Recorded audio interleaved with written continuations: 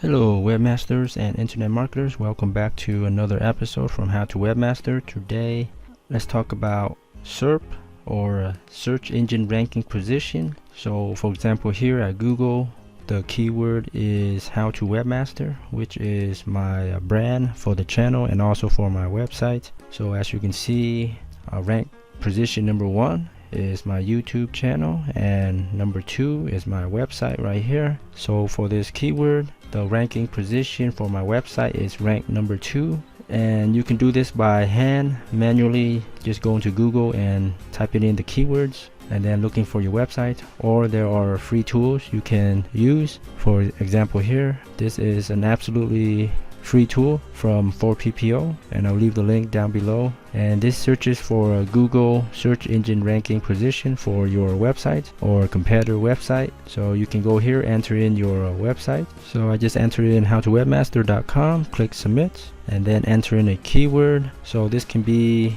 your brand or a keyword you want to target. So enter it in here. You can also select a country. In a certain country, you can select that here. Anyways, I'll do United States as default and click test, and you can see here How to Webmaster is ranked number 2, and these are all the other ones.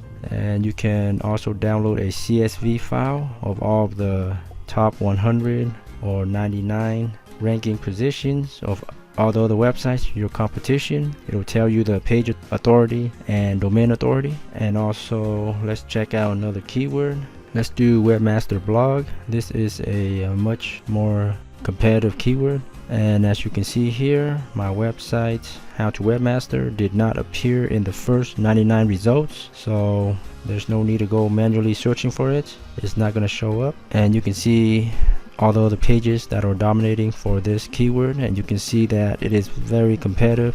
You're competing with domain authority of 100, 90s. So this will tell you if a certain keyword is worthy of pursuing. So maybe you don't want to focus on something with such a high competition.